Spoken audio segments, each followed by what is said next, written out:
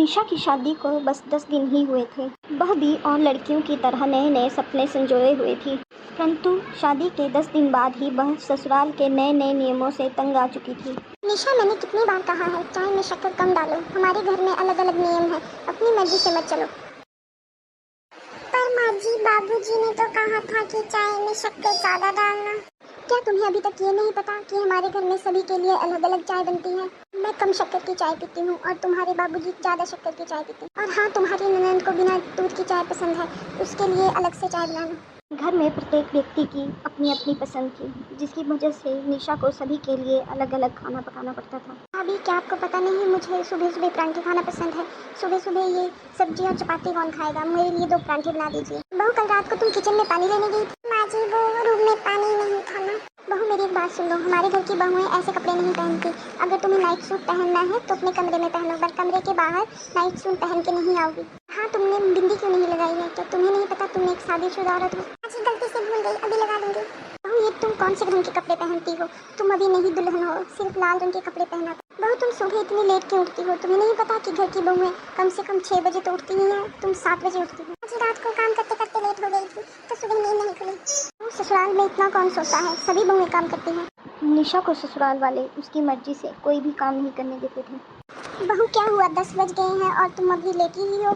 जी, मेरी तबीयत थोड़ी खराब है, मुझे लग रहा है कि डॉक्टर को दिखाना होगा। बहू, अभी तो तुम नई नई शादी करके आई हो और अभी से बीमार रहने लग गई। क्या बोलेंगे लोग कि बीमार बहू ब्याह के लिए आए हैं? बहन, मुझे तो लगता है मेरी बहू में कुछ कमी है। अभी नई नई शादी करके लाए हैं और अभी से बीमार रहने लगी। शायद ये पहले से ही बीमार रहती है, तभी इसके माँ बाप ने इतनी जल्दी जल्दी शादी की। निशा रोज रोज के ससुराल के तानों से तंग आ चुकी थी। हर दिन सास की कोई न कोई डांट उसकी हिम्मत तोड़ रही थी। निशा, कल तुमने कपड़े धोए थे, वो बिल्कुल भी साफ नहीं हुए। क्या तुम्हें कपड़े धोने नहीं आते? जी, साफ तो हो गए थे, मुझे तो अच्छे लग रहे थे। ज्यादा बहस मत करो। और सुनो, यहाँ पे सभी के कपड़े अलग अलग धोते हैं। सभी के कपड़े एक साथ वॉशिंग मशीन में मत डाल देना। मेरे कपड़े हाथ से धोना, मुझे मशीन में धुले कपड़े अच्छे नहीं लगते। बहू, क्या तुम ये सादा सा खाना बना देती हो? थोड़ा नमक मिर्च वाला खाना बनाया करो, हमारे घर में ऐसा सादा खाना कोई नहीं खाता। तुमने कभी मायके में खाना बनाया भी है या नहीं? जी, ज्यादा तला भुना सेहत के लिए हानिकारक होता है, इसलिए मैंने सोचा कभी कभी सादा खाना बना दूं। भी तना भुना खाना खाने से मैं बीमार हो जाती हूँ। तो क्या अब तुम्हारे लिए हम अलग से खाना बनाएं? सुन लो बहू, इस घर में जो बनेगा वही खाना पड़ेगा। रोज थोड़ा थोड़ा खाओगी तो तुम्हारे शरीर को आदत पड़ जाएगी। और हाँ, सामान को इधर उधर मत किया करो, बाद में मुझे ढूंढने में दिक्कत होती है। जहाँ मैं सामान रख के जाऊँ उसे वहीं रहने दिया करो। निशा रोज की इन बातों से तंग आ चुकी थी। उसे लग रहा था कि ससुराल में आके उसकी सारी आज़ादी ही खो चुकी है। ना उसे अपनी मर्जी से खाने का हक था, ना ही वो कार्य अपनी मर्जी से कर सकती थी। बहुत हो गया, अब तो मैं अपने लिए आवाज़ उठाऊंगी।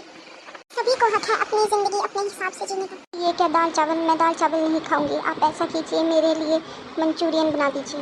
मैंने तो बस दाल चावल ही बनाए हैं। अगर आपको अपनी मर्जी से कुछ खाना है तो खुद बना लीजिए, मुझे और भी काम है। बहू, ये तुम क्या बोल रही हो? अब मेरी बेटी खाना बनाएगी? तुम घर की बहू होके अब खाना भी नहीं बना सकती? जो खाना बनाना था मैंने बना दिया है, अब जिसको खाना पसंद ना हो वो खुद अपनी मर्जी से खाना बना ले। कमरे में मेरे कुछ कपड़े पड़े हैं, उन्हें धो दो। और सुन, पाउडर कम यूज़ करना, तो कपड़े धोने में बहुत पाउडर बर्बाद करती है। और हाँ, मेरे कपड़े हाथ से ही धोना। पिछली बार उन्हें मशीन में ही धो दिए थे, बिल्कुल भी साफ नहीं हुए थे। जी, मुझे और भी बहुत काम है, कपड़े तो मशीन में ही धुलेंगे। आपको नहीं पसंद तो आप खुद साफ कर लिया करें। आजकल तुम बहुत बदतमीज हो गई हो, क्या तुम बड़ों का आदर करना ही भूल गई हो?